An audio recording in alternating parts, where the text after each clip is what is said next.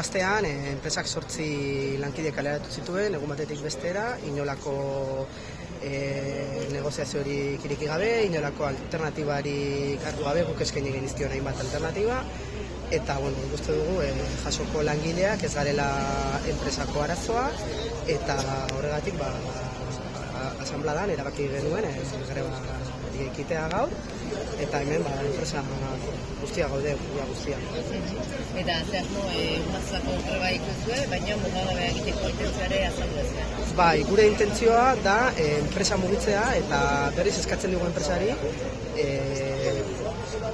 kaleratzeak bertan bera ustea eta negoziazio prozesu bat egitea esan dugun bezala alternatibak badaudelako. Progresiboa da greba, aste honetan 2 egun, hurrengo astean ingo ditugu 3, eta hurrengo astean 4, baino beti pentsatzen enpresak deitu egingo gaitula negoziazio prozesu bat irekitzeko eta bestela, azkeneko astean mugagabeari ekingo diogu. Eta ez gara hemen mugituko, ze uste dugu ez dela bidezkoa enpresak hartu duen erabakia. Asmo bazaldu zutenetik, azken egun hauetan erantzun dituko zuen, harremana da, zuzendaritzarekin? Bueno, erantzuna izan da, kaleratzeak gauzatu direla eta ez dagoela ez egiteko. Punto. Eta ez gaitu hartatuko. Ez dugu bilare egiteko beharekin, ez du lako nahi.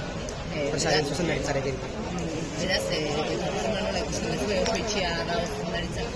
Bai, itxia ikusten dugu, baina berriz esango, 1000 aldiz esan behar dugu ere bai, guket diogu deitzeko eta badaudela alternatibak, ez garela enpresako arazoa eta beste irtenbide batzuk bilatu barretugulak ez izateko kaleratze traumatikoak izan direlako, baina baten bat ere oso dramatikoa.